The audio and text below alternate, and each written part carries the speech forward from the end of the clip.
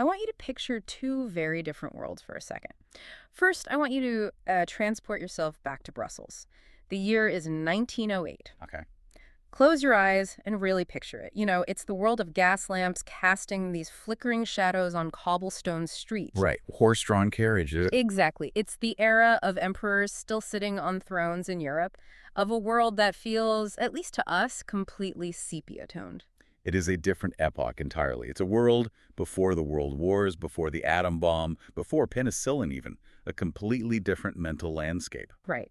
Now, snap your fingers and cut to the year 2009. A whole century later. A whole century. We have the iPhone in our pockets. We have the internet connecting every corner of the globe. We've mapped the human genome. We are living in a hyper-accelerated, digital, globalized future. And the gap between those two dates, 1908 to 2009, is the lifespan of exactly one man, Claude Lévi-Strauss. And that is a 100-year span. It blows my mind. Precisely. He lived from the era of the carriage well into the age of the algorithm. He witnessed the entire trajectory in the 20th century, all of its horrors and all of its marvels. And here's the thing that really gets me, and this is, I think, the core of why we are doing this deep dive today. This man lived through the most radical technological and social changes in human history, but he spent that entire century arguing that human beings, well, that we haven't actually changed at all. It's a deeply disorienting thought, isn't it? But that's the provocation we're dealing with. Lévi-Strauss argued that if you strip away the iPhones and the carriages and you look at the raw operating system of the human mind... The software. The software, exactly. He's saying that a Wall Street banker creates meaning in the exact same way as a hunter-gatherer in the Amazon rainforest. So the hardware changes, the tools, the environment, but the code is the same. Exactly. He argued that the so-called savage mind and the civilized mind are structurally identical. He believed that there's a hidden grammar, a subconscious structural logic that dictates everything we do. Everything. From who we are allowed to marry, to the myths we tell our children, to what we eat for dinner. He believed these aren't just random cultural quirks or personal choices. They are governed by rules, just like grammar governs how you form a sentence. See, that is the hook for me, but it's also the scary part. The idea that we are following rules we don't even know exist. We think we're these free agents, making choices, but Lévi-Strauss is saying, no, you're just speaking a language you didn't write. That is the essence of structuralism. And today, we're going to unpack exactly what that means. It's a huge, intimidating word, but the core idea is actually quite elegant. And we aren't just skimming the surface. We have a massive stack of sources today. We are diving into his biography, which honestly reads like an adventure novel. There's an escape from the Nazis, an FBI investigation, Amazonian expeditions. And we're tackling his major works, like the beautiful and melancholic Tristes Tropiques, the bombshell that was The Savage Mind, and of course his 4-volume magnum opus, Mythologiques. And crucially, we're not shying away from the controversy, because for all his fame, for all the accolades of being the father of modern anthropology, he had some fierce critics who thought his theories were just a little too neat. A little too perfect, yes. They accused him of ignoring the messiness of real life to build these beautiful crystalline structures. So, are you ready to figure out if we're actually just puppets of a hidden grammar? I'm ready to connect the dots. Let's do it. All right, let's jump into section 1, the making of a reluctant explorer. Because for a guy who became the world's most famous anthropologist, the guy who put the Amazon on the intellectual map, his start was, well, it was completely unexpected. It was certainly unconventional. As we said, he was born in Brussels in 1908. His parents were French-Jewish, though the household was artistic and secular. His father was a portrait painter. Okay. But the detail that always stands out to me, the one that seems to set the stage for his entire way of thinking, comes from his childhood during World War I. This is when he goes to live with his grandfather, right? Yes. He's sent to live with his grandfather, who happened to be the rabbi of Versailles. The rabbi of Versailles. I mean, that sounds like a significant title. That's not a small-town rabbi. It was. But the way Lévi-Strauss describes the house itself is so telling. He lived there from age 6 to 10. And the house was physically attached to the synagogue. Right. But to get from the living quarters to the synagogue, you had to walk through this long, cold, dark inner passage. I remember reading this description in the notes. He called it an impassable frontier, which is, a bit dramatic for a hallway. It is dramatic, but think about it from a 6-year-old's perspective. On one side, you have the house. It's warm, it's familiar, domestic, profane. On the other side, you have the synagogue.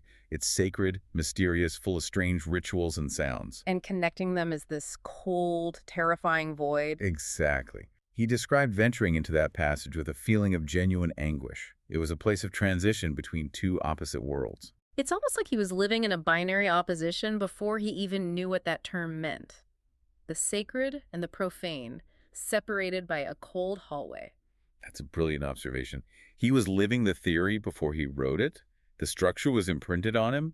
And despite this intense religious proximity, or maybe because of the terror of that hallway, he became a staunch atheist as an adult. He rejected the content of the religion entirely. Though, and here's where it gets really interesting, he never quite shook that prophet vibe, did he? He later wrote about the role of the thinker as being a prophet and martyr. He kept the structure of the religion. He loved the idea of a lone figure interpreting the hidden laws of the universe for everyone else. He just replaced the content god with science and structure. That's a very structuralist thing to do, actually. You keep the frame, you just change the picture. So he's smart, clearly. He breezes through school. Breezes is the right word. He went to the best schools, the Lycée Janson de Sailly, and later the Sorbonne. He starts by studying law. Which he hated. He found it excruciatingly boring.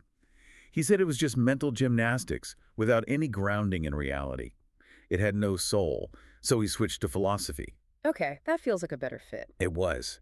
And just to contextualize his intellect for you, in France, there's this exam called the aggregation.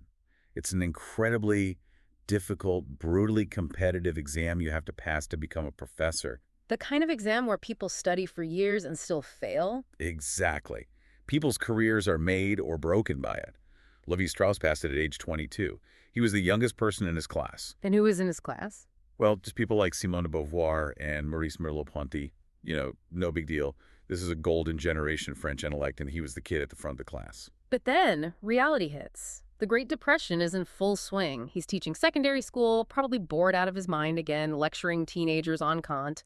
And then, in 1935, the phone rings. A literal call to adventure. It was the director of the École Normale Supérieure. And he says, "Are you still interested in ethnography?" And Lévi-Strauss basically said yes without knowing what it was. So he gets offered a job. He's offered a visiting professorship at the University of São Paulo in Brazil. It was part of a French cultural mission to, bring European intellect to South America. And he accepts. But he doesn't accept because he has this burning passion for Brazil. No, he accepts to escape boredom. That's what he said. He wanted to get out of the classroom. He wanted to see something other, something completely different from the intellectual hothouse of Paris. This kicks off the Brazil expedition, 1935 to 1939. And this is really the foundational myth of Lévi-Strauss, right? He goes into the Mato Grosso, into the deep Amazon rainforest. And he didn't go alone. His first wife, Dina Dreyfus, was with him. And it's important to note, she was actually a trained ethnographer. Unlike Claude at the time, who was a philosopher dabbling in a new field. So she knew what she was doing. She did. They ventured into the interior to study tribes like the Guaycuru, the Boro, the Nambikwara, and the Tupi-Kawahib. These were groups that had had very little contact with the outside world. Now, hold on. When we picture an anthropologist in the Amazon, we have a specific image in our heads, right? Mm-hmm. We picture someone living in a hut for 2 years, learning the language, eating the food, becoming one of the tribe. Going native, basically. That's the ideal, yes. That's the participatory observation method established by the greats, like Bronislaw Malinowski. You immerse yourself until you understand the culture from the inside out. But this is where we have to pump the brakes a bit, because there is a lot of critique about how Lévi-Strauss actually did his field work. There is, and it's a valid critique. Edmund Leach, who was a very prominent British anthropologist, later went through Lévi-Strauss's own accounts with a fine-tooth comb. And what did he find? He pointed out that if you actually look at the timeline, he spent weeks, sometimes only days, in any one place. Weeks? That's barely a vacation. That's not deep immersion. It was an expedition. They were constantly moving. And critically, Leach pointed out that Lévi-Strauss couldn't speak the languages fluently. He was working through translators, or just through observation. So he's basically a tourist with a notebook. I mean, that sounds harsh. But if you can't talk to the people, how are you understanding their deepest cultural secrets, their myths, their kinship rules? It is harsh, but not entirely unfair regarding his fieldwork methods. Leach suggested he was never able to converse easily with any of his native informants. He was collecting fragments, sketches, data points. Which brings us to my favorite irony of this whole story. In his most famous book, Triste Tropique, which is basically his travel memoir, the very first sentence is him admitting he hates traveling. I hate traveling and explorers. It's a shocking way to start a book about travel and exploration. A complete provocation. It's like a chef opening a cookbook by saying, you know what, I hate food, and cooking is a chore. Exactly. But it reveals his philosophy. For Lévi-Strauss, the truth wasn't in the experience of the jungle. He didn't think you learned the truth by getting bug bites and sweating in a hammock for a year. So where was the truth? He believed the truth was found in the analysis of the data afterwards, in the quiet of the library where his mind could actually work on it.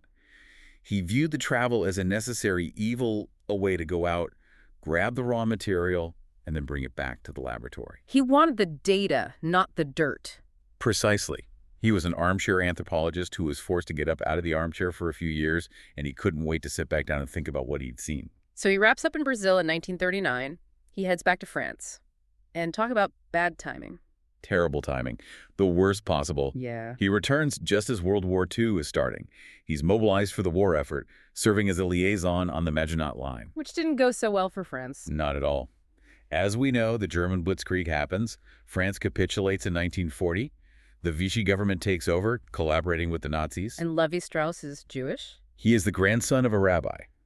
Under the Vichy racial laws, he is stripped of his French citizenship. He's fired from his teaching job. Overnight, he becomes a non-person in his own country. So he has to run. He has to run for his life. Right. And this escape story is absolutely cinematic.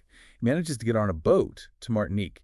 And this boat, it was just a passenger liner. It was packed with refugees. And on this boat, he's having these deep philosophical conversations with the revolutionary Victor Serge, with André Breton and the Surrealists. It's this floating container of exiled European intellect just bobbing across the Atlantic. Exactly. A kind of Noah's Ark of the European mind. He gets to Martinique, then Puerto Rico, and then the FBI gets involved. What's that about? Yes. He arrives in Puerto Rico, which is U.S. territory, and the FBI goes through his luggage. They find all these papers covered in what to them are just strange scribbles and diagrams. His anthropology notes, his kinship charts. Right. But to an FBI agent in 1941, they look like codes. They see German letters, or what they think are German letters because of some of the linguistic symbols he used. They suspected he might be a spy. Spy for who? The Nazis. He's a Jewish man fleeing the Nazis. Paranoia was at an all-time high. It was wartime. They eventually realized their mistake, that they were just academic papers, and let him through. He finally arrives in New York City. And this is where the story shifts gears. This is section 2, New York, linguistics, and the birth of structuralism. Because it turns out, getting kicked out of France was the best thing that could have possibly happened to his career. It was the crucible. It was the moment everything came together for him.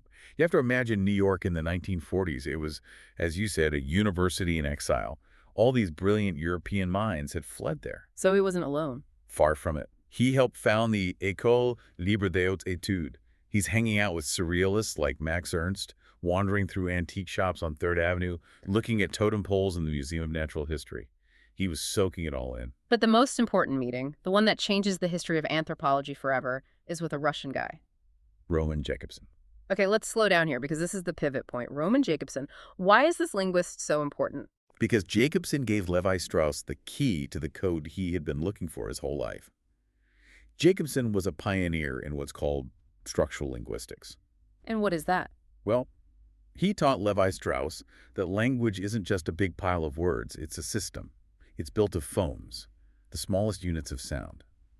And here is the absolute key concept. A sound like B or P has no meaning on its own. Right. But doesn't mean anything. Put doesn't mean anything. Exactly. A phoneme only has meaning in relation to other sounds. We can distinguish the word bat from the word pat because our brain can distinguish the sound B from the sound P. The meaning comes from the difference, from the contrast. Okay, I want to make sure I really get this, and I want to make sure everyone listening gets this because everything else depends on it. You're saying meaning doesn't live inside the thing. Meaning lives in the space between things. That is a beautiful way to put it, yes. Let's use an analogy. Think of a traffic light. Okay. Red, yellow, green. You're driving and you see a red light. What does red mean? It means... But why does it mean stop? Is there something inherently stopping about the wavelength of red light? I mean, if you showed a red light to an alien who'd never seen a car, would they instinctively slam on the brakes? Of course not. We just decided it means stop. It could have been blue. It could have been purple. Exactly. Red only means stop, because it is positioned in a system of opposition to green, which means go. The meaning isn't in the color itself. The meaning is in the difference between the two colors. It's the relationship. Red is simply not green. Green is not red. Okay, so meaning is a system of contrasts, a system of opposites. Precisely. This is what we call a binary opposition. And sitting there in New York listening to Jakobson talk about sounds, Lévi-Strauss had this massive world-changing realization. He thought, wait a minute, if language works like this, based on hidden rules of opposition, maybe culture works like this too. That is a huge leap. To go from B vis P to how an entire society functions. It's the birth of structuralism. He made the leap. He realized that culture is like a language. We follow its rules without being consciously aware of them. I mean, you don't wake up and say, today I'm going to perform the binary opposition of raw versus cooked by making a salad for lunch. Yeah. You just make a salad. But Lévi-Strauss believed that underneath that action is a mental grammar at play. So if we stick with the traffic light, he's saying that our marriage customs, our art, our table manners, they're all just traffic lights. They're signals that only have meaning because they're different from other signals. Yes. Take food again. The opposition between raw and cooked. Lévi-Strauss would say, we don't just cook food to kill bacteria or make it digestible. That's the functional reason. Right. The structural reason is that we cook food to mark a symbolic transition. Raw is nature. Cooked is culture. By cooking the meat, we are turning a biological object from the natural world into a social object from the cultural world. We're symbolically saying, I am a human, not an animal. So the act of barbecuing a steak is actually a linguistic statement. You're speaking culture. In the structuralist view, yes. It's a sentence in the language of food. You're communicating your humanity. That is wild. It makes everything feel so deliberate, even if we aren't doing it on purpose. And that's why he felt connected to American anthropology, too. He actually met the great Franz Boas in New York. The father of American anthropology, the big one. The giant of the field. And talk about a dramatic passing of the torch. In 1942, they were having dinner at the faculty house at Columbia University. A nice, quiet, scholarly dinner. And Franz Boas literally died in Lévi-Strauss's arms. He had a heart attack at the table. Wow, that's cinematic. That's mythic in its own right. It sounds like a myth, doesn't it? The old king dying in the arms of the young prince who will take his place. It gave Lévi-Strauss this direct, almost physical lineage to American anthropology, which helped his work get accepted in the U.S. later on. But the shift he was proposing was radical. He was moving the entire field from functionalism to structuralism. Yes. Let's clarify that shift, because before Lévi-Strauss, pretty much everyone was a functionalist. Right. Functionalism asks, what is the purpose of this custom? What does it do? If a tribe does a rain dance, a functionalist asks, does this bring the group together? Does it relieve anxiety about the harvest? They look for the function. They assume the custom exists because it does something useful for society. Like a tool, a hammer exists to hit nails. That's its function. Exactly. But structuralism asks a completely different question. It asks, what is the underlying logic? What is the grammar of this dance?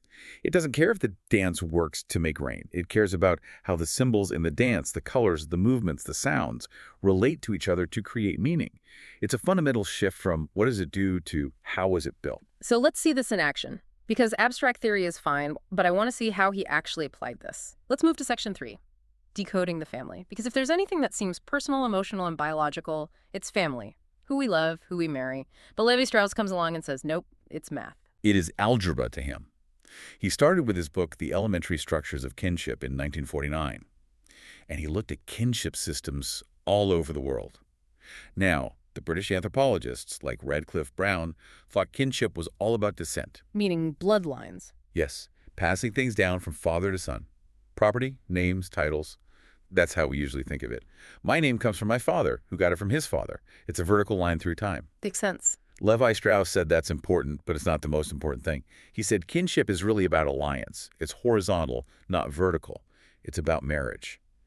Specifically, he argued that the incest taboo, which is nearly universal across all human cultures, wasn't just a moral rule. It wasn't just don't do that, it's gross, or about avoiding genetic defects. Okay, so what was it about?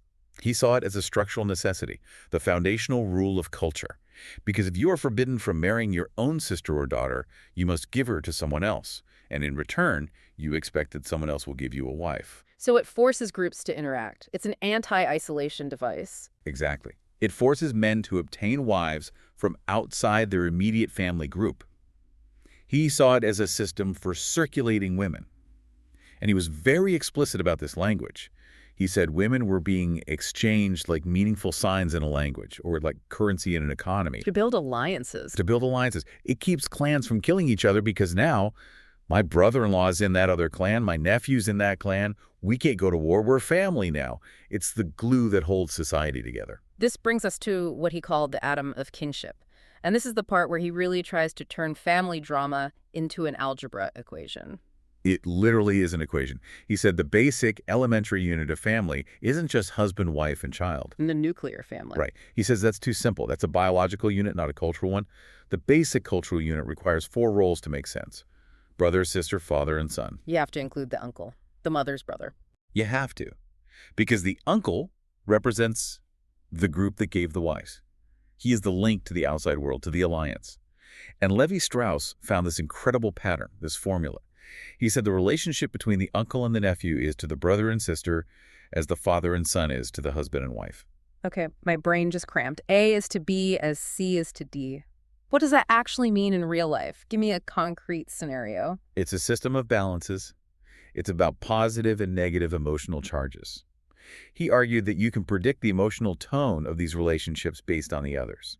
Let's say you're in a society where the father is very stern. He is the authoritarian figure. He disciplines the son. Their relationship is formal, respectful, maybe a little tense. Okay, stern dad. I got it. Common enough. In those societies, Lévi-Strauss predicted that the maternal uncle will almost always be familiar, playful, and kind.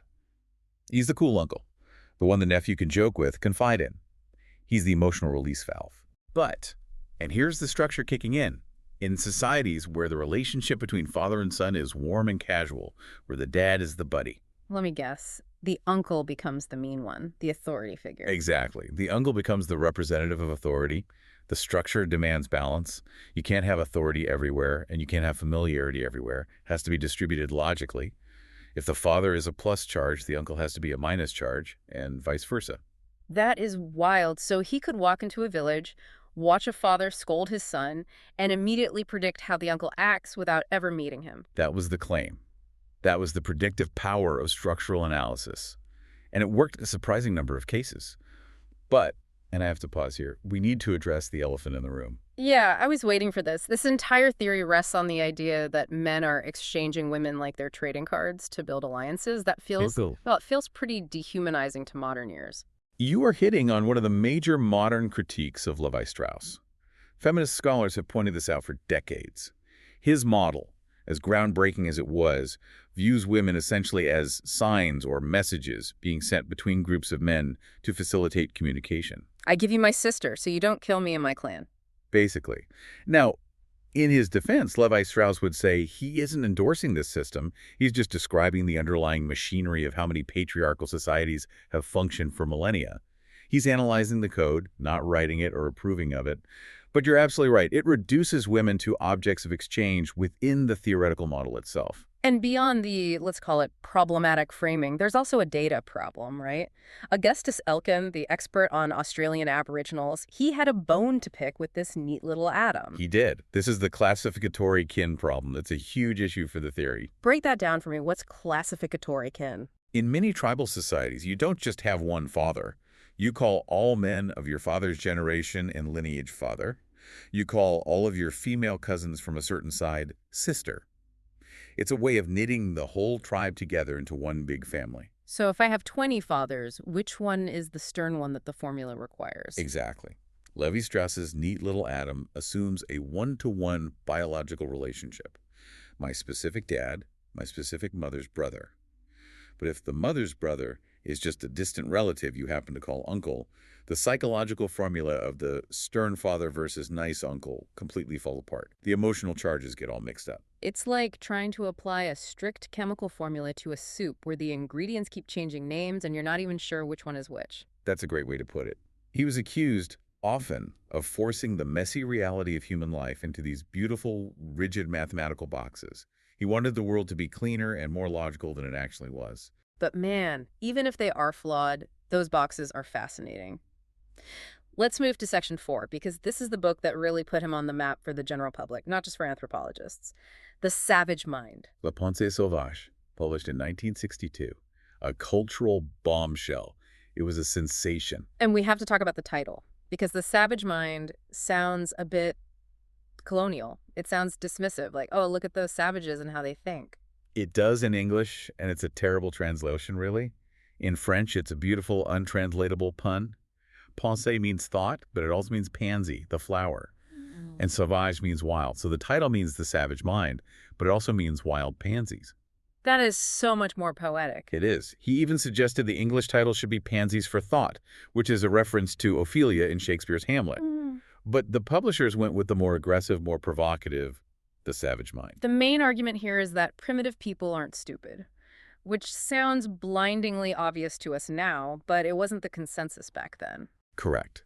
For a long time, the Western view, inherited from thinkers like Lucien Levy-Bruhl, was that indigenous people thought like children, that their minds were pre-logical, mystical, irrational. Lévi-Strauss said, absolutely not. He argued that the savage mind is just as complex, just as logical, and just as rigorous as modern scientific thought. It just uses different tools and applies itself to different problems. This is the famous distinction between the engineer and the bricoleur. I love this concept. I think about this constantly in my own life. It's one of his most powerful and enduring ideas. It's a lens you can apply to almost anything. So break it down for us. The engineer versus the bricoleur. Okay. The engineer represents modern scientific thought. The engineer has a specific project, say building a bridge. He designs the bridge first, then he invents or manufactures the exact tools and materials he needs for that specific project. If he needs a drill bit of a very specific size, he makes it.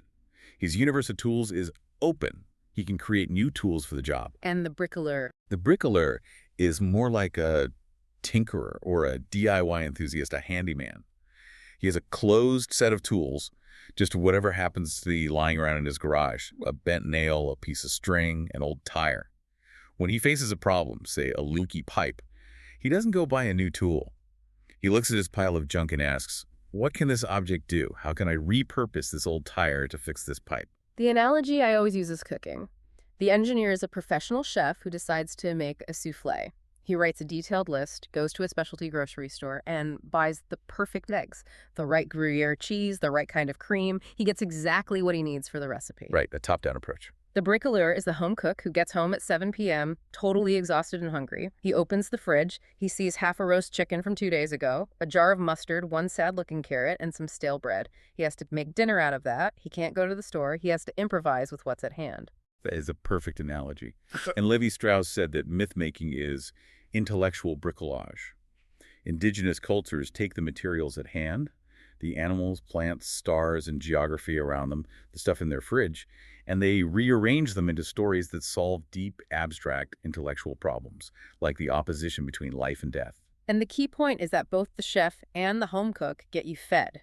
Both the engineer and the bricoleur solve the problem. Exactly. One isn't better or smarter than the other. They're just different modes of thought operating on different materials. The bricoleur speaks with things. The engineer speaks with concepts. Now, this book also got him into a huge public fight with Jean-Paul Sartre. And in 1960s Paris, a fight with Sartre was like a heavyweight title bout. It was the Super Bowl of philosophy. It was the clash of the titans. Existentialism versus the brand new structuralism. Everyone in Paris was taking sides. Sartre was all about freedom, right? The individual makes himself. Yes. For Sartre, existence precedes essence. We are born as a blank slate, and we define ourselves through our choices. History is made by human action, by conscious decisions. We are the authors of our own lives. We are radically free. And Lévi-Strauss comes along in The Savage Mind and says... He says, not so fast. Yeah. He argued that we are profoundly constrained by these invisible structures, these grammars. We think we're making free choices, but we're actually just operating within the pre-existing grammar of our culture. He famously said that history is not as free as we think it is. That must have driven Sartre absolutely crazy. It did. Lévi-Strauss was essentially saying that the individual subject, the I, that Sartre and the existentialists loved so much, was an illusion. He argued that the eye is just a focal point where these huge impersonal structures intersect. He was, in a sense, trying to dissolve the individual into the structure. It was a devastating critique of existentialism. It feels like he is saying, we are characters in a book that's already been written by a grammar we can't even read. Sartre is screaming, I am writing the book! And Lévi-Strauss calmly says, no, you're just a sentence on page 42. That is a haunting and very accurate way to put it. And nowhere is that grammar more complex or more beautifully analyzed than in his masterwork, Mythologiques. This is section 5. This is the 4-volume monster, the raw and the cooked, from honey to ashes. It's monumental. It's over 2,000 pages.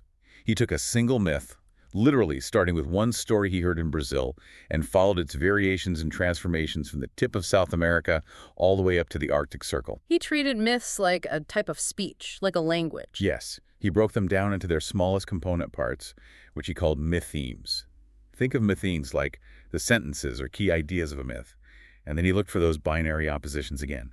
Raw versus cooked, fresh versus rotten, silence versus noise, sky versus earth, nature versus culture. Let's use a concrete example because this can get very abstract. Let's look at the trickster figure, because this is where the theory actually makes a kind of beautiful, weird sense to me. Why are tricksters in so much Native American mythology almost always coyotes or ravens? This is a classic example of his logic in action.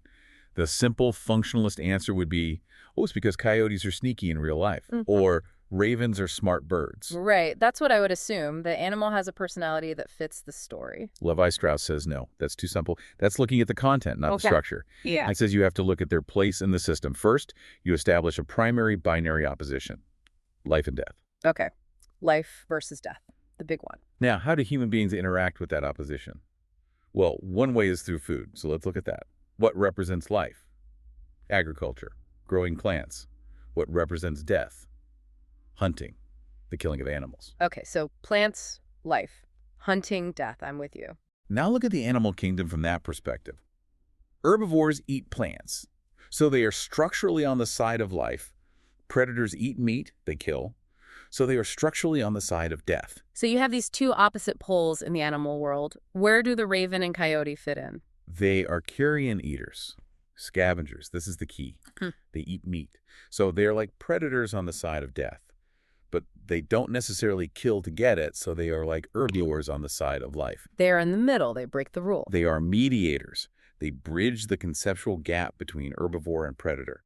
And because they bridge that gap in the natural world, they can be used symbolically in myths to bridge the ultimate gap between life and death. So because they are biological hybrids in their eating habits, they become spiritual hybrids in the myths. They can travel between worlds. Precisely.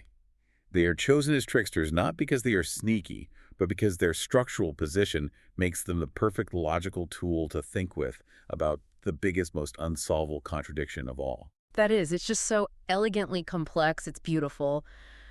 But is it actually true? That is the million-dollar question that has followed his work for 60 years. Because when I hear this, my first thought is of Stanley Diamond's criticism. He basically wrote a response saying, hey, Claude, have you ever actually, seen a coyote? Right. Stanley Diamond, another anthropologist, pointed out that the biological premise is flawed. Coyotes aren't just scavengers, they are very effective hunters. They kill rabbits, mice, fawns. They are predators. And ravens, they're corvids. They'll absolutely kill small animals if they get the chance. And on the flip side, bears are massive scavengers. Bears eat everything. But bears aren't usually tricksters in the same way as coyotes. They're more often symbols of power or nature. Exactly. Diamond argued that Lévi-Strauss was cherry-picking the biological facts to fit his beautiful formula. He was accused of threatening people with mathematics. I love that phrase, threatening people with mathematics. It implies he was bullying the data until it confessed to fitting his theory. There is definitely a sense, especially in Mythologiques, that the theory was so beautiful, so crystalline, that Lévi-Strauss didn't want messy reality to ruin it. He was building a cathedral of logic. And if a particular brick from the real world didn't fit, he would chisel it down until it did. So he was the engineer pretending to be the bricoleur. Or maybe the other way around. It gets confused. Perhaps he was a myth maker himself, creating a grand, overarching myth about myths. A meta-myth. That is a head spinner. Let's move to our final section, section 6. Because for all this high theory and complex logic, the man was also a beautiful writer. We mentioned Tris Tropique earlier. Yes, published in 1955.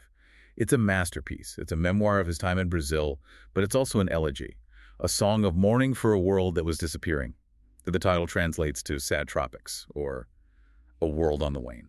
It's so good that the organizers of the Prix Goncourt, which is the biggest literary prize in France, like the Pulitzer for fiction, they wanted to give it to him. But they couldn't, because the rules said it had to be a work of fiction. It's just unheard of for an anthropology book to be considered for a prize like that. It contains some of the most beautiful prose written in the French language in the 20th century. And in his later years, this sadness, this melancholy, it really deepened. He wasn't just analyzing myths anymore. He was looking at the modern world and recoiling in horror. He became a very pessimistic environmentalist, long before it was trendy. In his later works and in posthumously published essays like in the book We Are All Cannibals, he argued that humanity is poisoning itself. There's that quote about overpopulation that's so chilling. Yes. He said the density of human beings has become so great that they have begun to poison themselves. He saw the disappearance of species not just as a biological loss, but as a symbolic and intellectual loss. Remember, if we think with animals, if animals are the tools in our bricoleur kit, then when we drive them to extinction, we are losing our ability to think. We are emptying the fridge. Soon there will be nothing left to cook with. Exactly. We are left with nothing to think with. We're impoverishing our own minds. And he had a very strong take on vegetarianism, right? Which fits his whole raw versus cooked obsession. He did. It follows his logic perfectly. He wrote that one day, he believed, the idea of raising and massacring living beings for food will inspire the same repulsion in us that we currently feel towards cannibalism. That is a heavy prediction, to put meat eating on the same level as cannibalism. It's consistent with his worldview. If we are all part of the same grand structure, if the savage and the civilized are identical in their mental software, then drawing a hard, absolute line between human and animal is just another arbitrary binary opposition, one that we might one day deconstruct. He lived to be 100 years old. He died in 2009. And the irony of his long life is so poignant. He spent his career studying the incredible diversity of human cultures, the wild pansies of thought, but he died believing that the modern world, the monoculture, the globalized, homogenized world we live in now, was systematically destroying that very diversity. He felt he was watching the world he loved vanish before his eyes. So let's try to wrap this up. Let's recap. We've traveled from the rabbi's house in Versailles to the Brazilian rainforest, from the university in exile in New York to the prestigious Collège de France. We have gone from the atom of kinship to the trickster coyote. It's a massive intellectual journey. So what does this all mean? Why should a listener, driving to work in 2026 care about structuralism? Why does it matter today if we are bricoleurs or engineers? I think it matters because it is a profound challenge to our modern arrogance. We love to think we are the engineers of our own lives, that we are rational, independent, modern, that we have outgrown myths and superstition.